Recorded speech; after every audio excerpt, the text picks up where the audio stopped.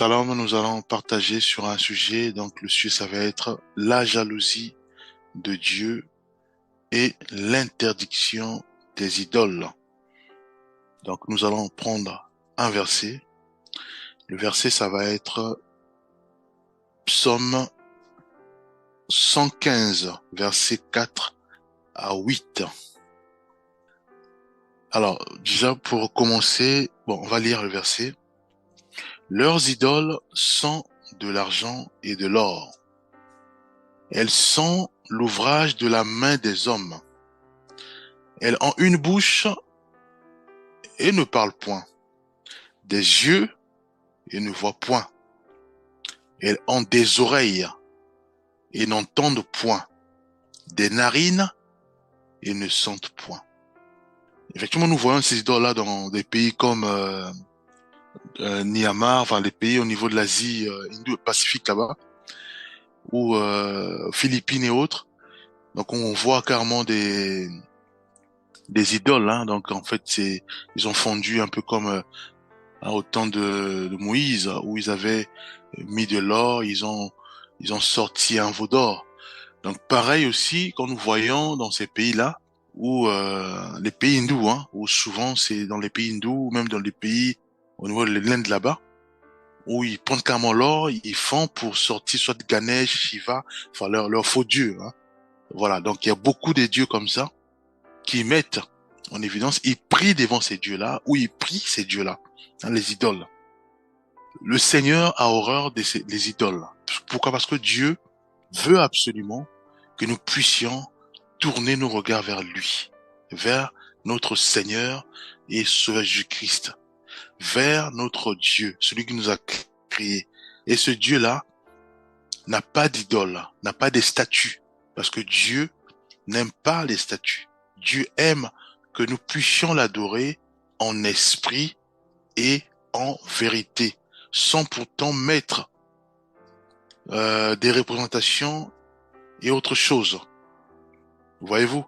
Donc c'est pour ça qu'ici il dit ceci. Il dit les idoles sont de l'argent, donc il y a d'autres parfois ils font de l'argent, et de l'or, donc parfois c'est de l'or, pour donner plus de l'impact à l'idole. Elles sont l'ouvrage de la main des hommes. Donc tout ce que nous mettons en place avec notre intellect, avec nos mains, ce sont les idoles. Ça peut être des statues, ça peut être beaucoup de choses. Voyez-vous, ce sont les idoles. Il dit, elles ont une bouche et ne parlent point. Effectivement, les idoles ne parlent point. Des yeux, puisqu'on met des yeux à l'aide de nos mains, on fond de l'or, on fond de l'argile, on fond d'autres, c'est du bois et autres. Il dit, des yeux et ne voient point, elles ont des oreilles et n'entendent point, des narines et ne sentent point. Voyez-vous? Donc, les idoles, ça sert à rien de les mettre, parce qu'il y a souvent et d'autres fois, ils font des hôtels chez eux à la maison, ils mettent des statues. C'est sûr que ces statues-là, c'est fait avec des mains d'hommes, et Dieu n'aime pas cette statue-là, puisque Dieu est jaloux. Dieu veut simplement que nous puissions l'adorer en esprit et en vérité, sans pourtant s'appuyer sur des choses ou des objets visibles.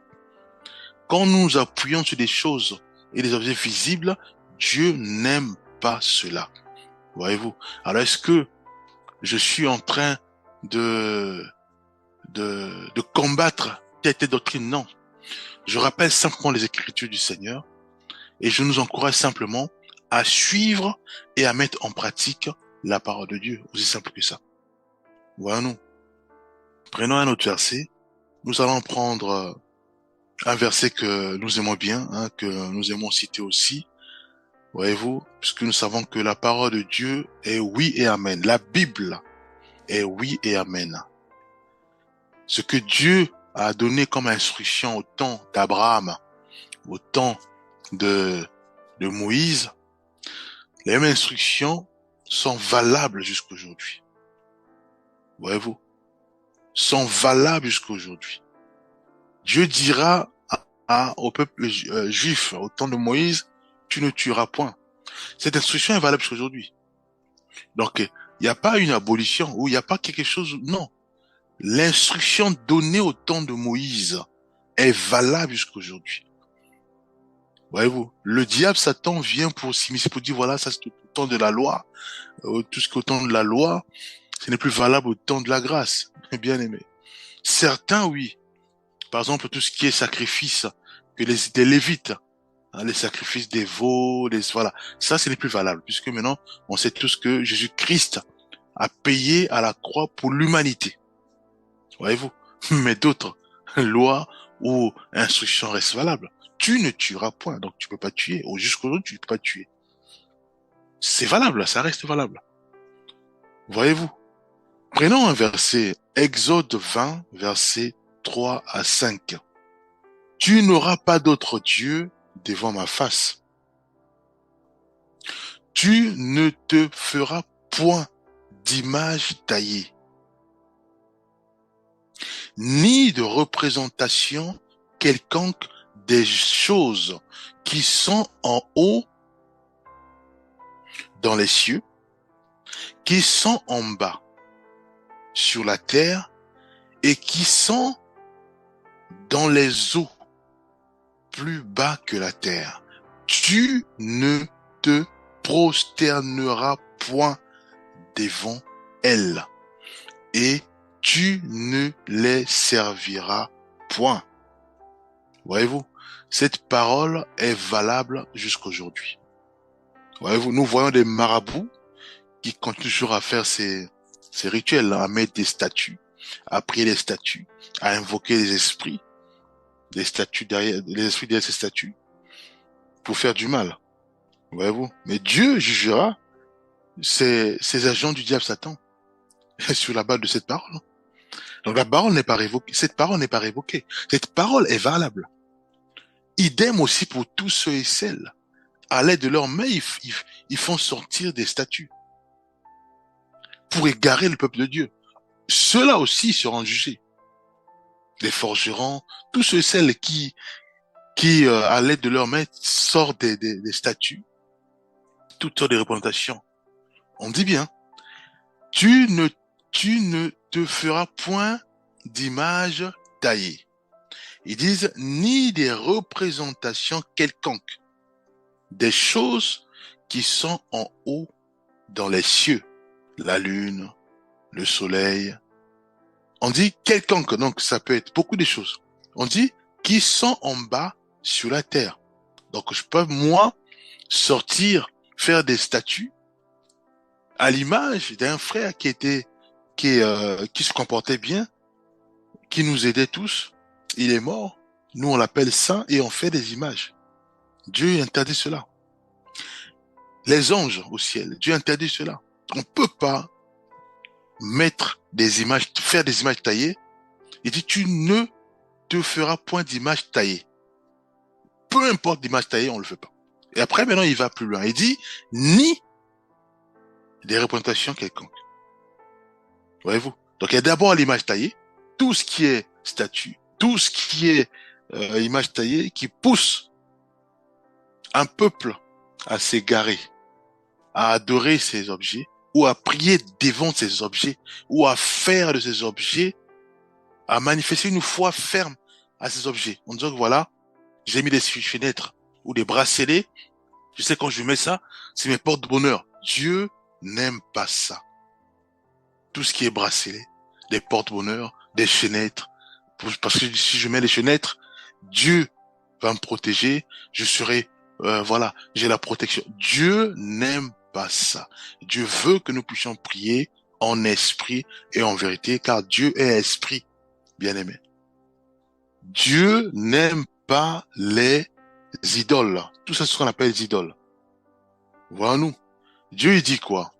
Il dit, ni de représentation quelconque des choses qui sont en haut dans les cieux, qui sont en bas sur la terre. C'est pas fini. Il dit, et qui sont dans les eaux plus bas que la terre. Les poissons, les sirènes, tout ça là. C'est interdit. Tu ne te prosterneras point devant elles. Donc ça sert à rien de prier ces statues. Et tu ne les les servira point. Tu peux pas servir des statues, hein, les marabouts, des sorciers, tous ces gens-là, qui sont là à servir des esprits qui sont derrière ces statues-là. Fait à base du bois, fait à base de cire, fait à base euh, de fer et autres, du bois, de l'or, de l'argent. Dieu nous l'interdit, bien-aimé. C'est la parole, bien-aimé. Et cette parole, elle va être utilisée pour nous juger. Puisque la parole de Dieu est claire. Il est réservé à un homme de mourir une seule fois, après quoi vient le jugement. Voyons-nous, bien-aimés. Dieu n'aime pas que nous puissions adorer les statues, ou prier devant les statues, ou prier des statues.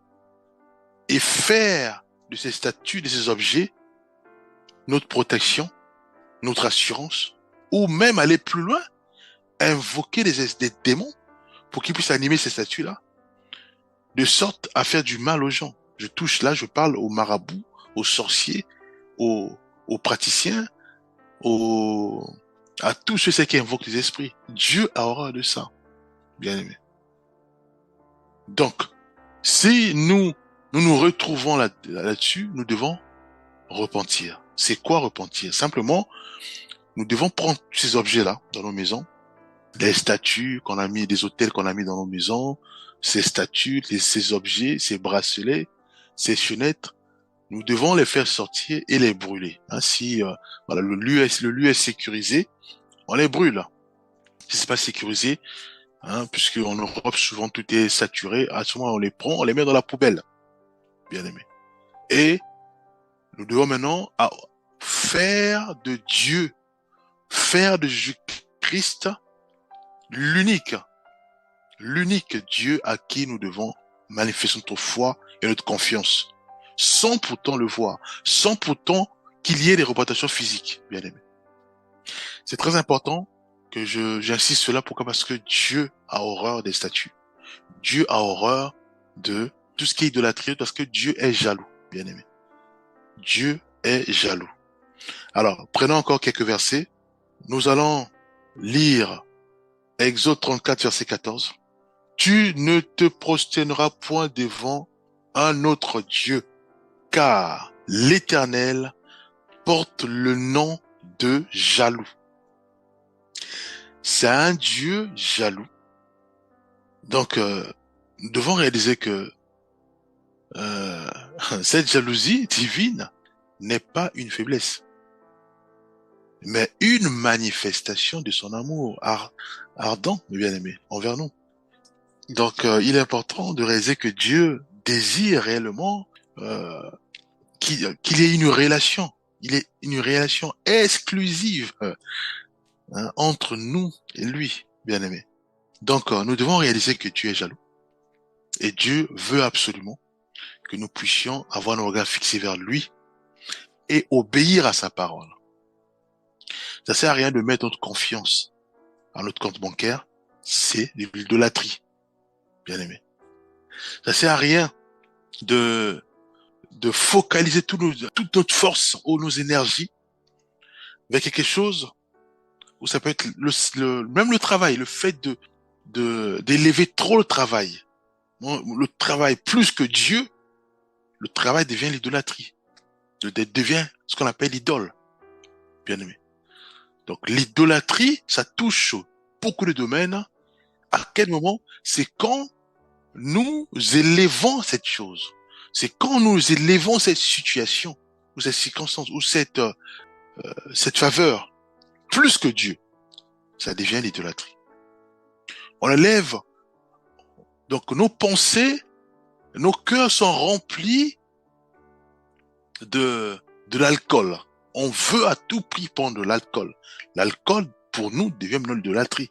Ça devient un faux Dieu qui est devant nous. Voyez-vous? Et non, le Seigneur, notre guide. Voyez-vous? Donc, la cigarette devient l'idolâtrie parce que la cigarette remplit nos pensées et remplit nos cœurs. Et non Dieu. C'était le Seigneur qui devait remplir nos pensées et nos cœurs. Ça veut dire quoi? Ça veut dire que avant de me réveiller, je dois louer le Seigneur parce qu'il m'a protégé. Je me lève. Avant de sortir, je remets ma route ou ma journée entre les mains du Seigneur. Voyez-vous, je remplis mes pensées et je remplis mon cœur par le Seigneur.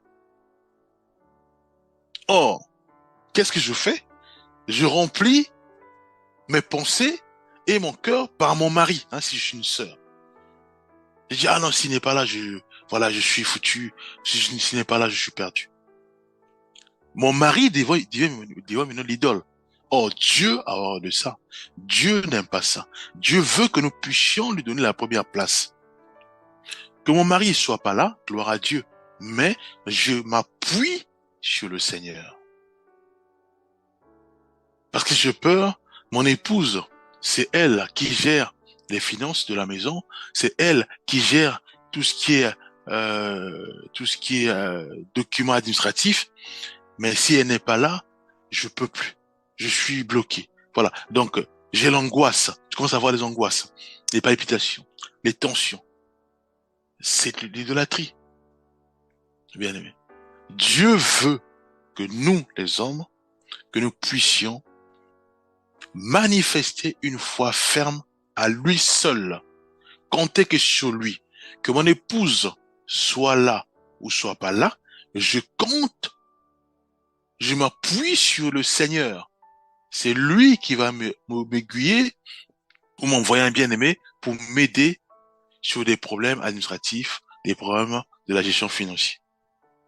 Voyez-vous? Donc, nous devons réaliser ceci, que Dieu n'aime pas l'idolâtrie.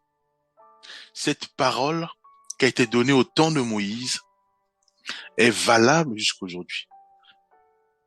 Voyez-vous? Elle est valable jusqu'aujourd'hui. Et cette parole va être utilisée pour nous juger.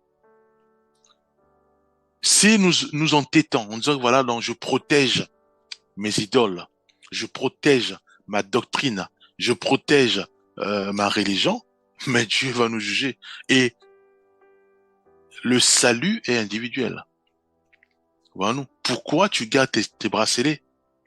Pourquoi tu gardes tes chapelets ou tes chaînettes? Pourquoi tu gardes tes bougies? Pourquoi tu gardes tous ces objets-là? Tu diras quoi? Non, c'est pour me protéger maintenant. Dieu dira, mais c'est moi qui protège, pas ces objets. C'est moi qui protège. Pourquoi tu pries Ganesh? Pourquoi tu pries Shiva? Pourquoi tu pries ces faux dieux-là? Tu diras, non, mais ils sont faits. Ça a été fabriqué par de l'or. Et l'or, c'est précieux. Dieu dira, non, je suis pas là-dedans. Ce sont les démons qui sont là-dedans. Les esprits impurs. Voyez-vous? Donc, nous devons réaliser que Dieu n'aime pas les idoles.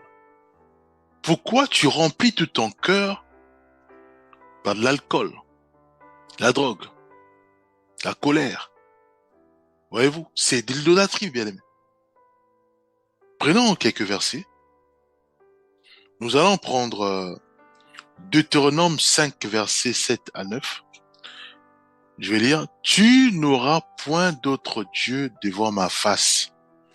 Tu ne te feras point d'image taillée, de représentation quelconque des choses qui sont en haut dans les cieux, qui sont en bas sur la terre, et qui sont dans les eaux plus bas que la terre. Tu ne te prosterneras point devant elles, et tu ne les serviras point. Ça répète encore. Prenons Josué 24, versets 19 à 20.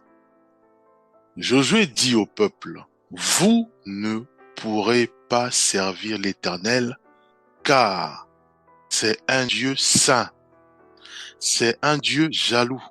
Il ne pardonnera point vos transgressions et vos péchés. 1 Corinthiens, prenons comme le Nouveau Testament, 1 Corinthiens 10, verset 14. C'est pourquoi, mes bien-aimés, fouillez l'idolâtrie, bien-aimés. La parole de Dieu, c'est elle qui va nous juger. La parole de Dieu, c'est elle qui va nous juger, bien-aimés. Donc, si Dieu insiste sur l'idolâtrie, ça veut dire que c'est grave. Ça veut dire que c'est sérieux. C'est sérieux, bien-aimés. Il n'y a pas la guerre d'ego ou la guerre des religions, c'est non, bien-aimés. C'est sérieux. C'est la parole de Dieu, bien aimé. C'est la parole de Dieu qui fait foi, qui coordonne les chrétiens, bien aimé. Dieu n'aime pas l'idolâtrie. Dieu n'aime pas on puisse le mettre en second. Lui, il veut prendre la première place, bien aimé. Donc, il est important que nous débarrassons de tout ce qui est idolâtrie, les objets, les choses qu'on met dans nos maisons, les statues qu'on met dans nos maisons, les portraits qu'on met dans nos maisons. Nous devons les retirer dans nos maisons et les brûler. Je préfère laisser ma maison sans portrait que de laisser ma maison avec des portraits et brûler en enfer, bien aimé. Enlevant tous ces portraits-là, à la rigueur, on peut peut-être mettre des portraits où on met que les passages bibliques. Au moins, ça va édifier ceux qui vont venir chez moi, les visiteurs. C'est ça, en fait, ce qui est important. D'édifier les autres. Parce que si je mets des portraits des saints et autres, et que les visiteurs vont venir chez moi, mais je suis en train de les évangéliser à travers mes portraits, à travers ma maison. Puisque j'ai rempli ma maison des statues. J'ai mis des hôtels là, au coin de mes maisons, de ma maison. J'ai des visiteurs qui arrivent chez moi, ils voient des statues, ils voient mes hôtels. Oh non, il y a des questions qui sont posées par les visiteurs. À ce moment-là, je défends, mais ce que j'ai mis en place à l'aide de mes mains, mais qu'est-ce qu'ils vont faire?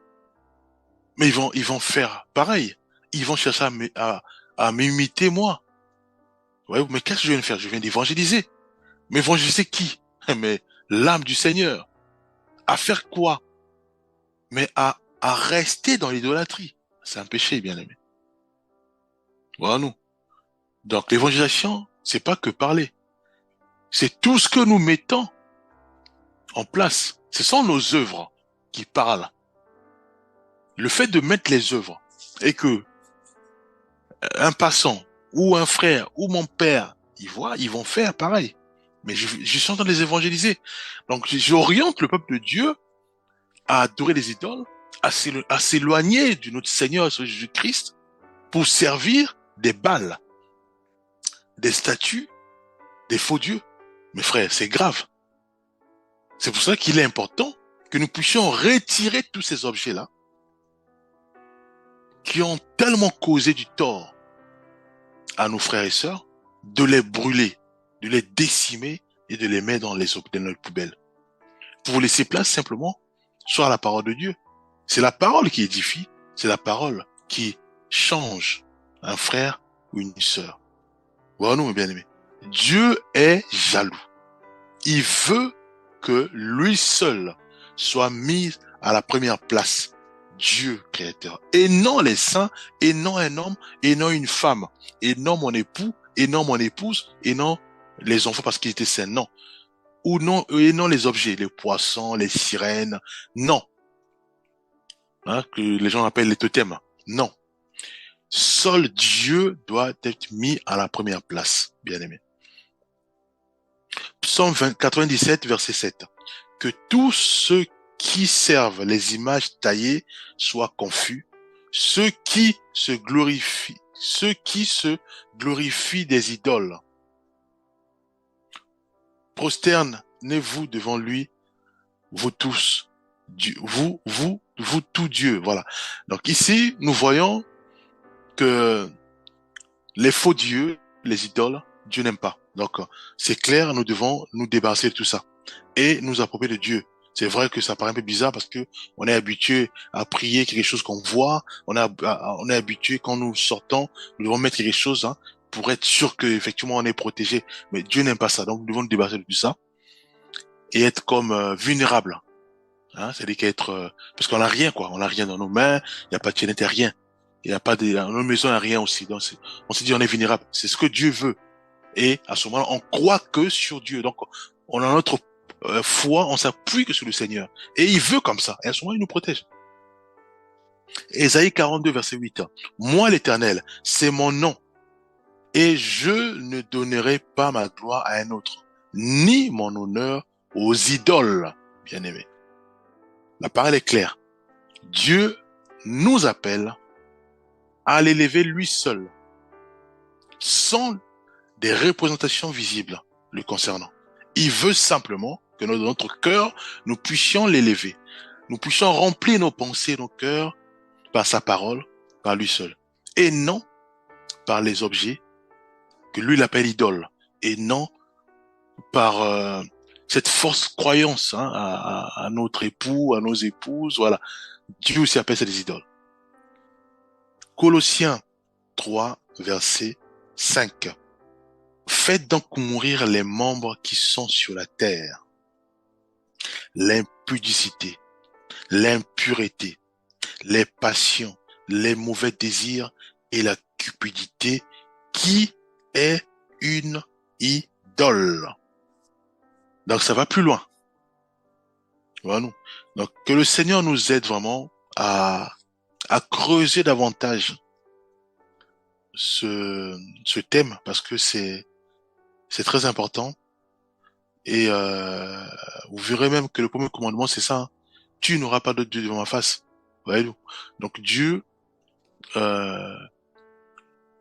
aime ceux et celles qui remplissent ses pensées qui remplissent leurs pensées, leur cœur de lui, de Dieu, et non des objets, et non des idoles, et non des saints, et non des hommes. Non, il veut que ça soit lui seul. Et on sait tous que Dieu est esprit. Et la parole de Dieu dit que Dieu est esprit. Il faut que ceux qui l'adorent en esprit et en vérité, et non devant les statues, et non adorer les statues. Il dit, il faut, donc c'est une condition, c'est une obligation, que ceux qui l'adorent. On dit en esprit et en vérité. En vérité, c'est là où il y a l'obéissance à la parole de Dieu. En vérité, fait appel à la parole de Dieu, à la Bible, fait appel à l'obéissance à la parole de Dieu, fait appel euh, à l'intégrité, voilà, et non à la désobéissance à la parole de Dieu. La parole de Dieu, c'est de la Genèse à l'Apocalypse, bien aimé. Prions, Père, nous remettons entre ta main nos vies, fais grâce. Fais grâce, ô Éternel des armées, que nous puissions nous dépouiller de cette guerre d'ego ou cette guerre des religions.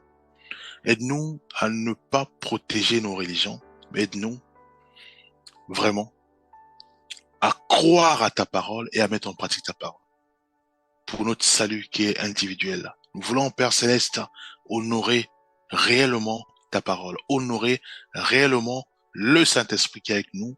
Aide-nous à être sensibles à ton Esprit Saint, à obéir à ton Esprit Saint. Père, fais-nous grâce. Fais-nous grâce, Père, de nous dépouiller de tout ce qui est idole. Père, nous ne savons rien, nous ne contrôlons rien, Père. Révèle-nous ce qui est caché, que nous avons fait de ça les idoles. Nous te l'implorons. Aide-nous, Père. Révèle-nous cela afin que nous puissions nous dépouiller totalement de ça et faire de notre Seigneur Jésus-Christ l'unique modèle à suivre. Au nom puissant de Jésus-Christ, nous avons ainsi prié. Amen.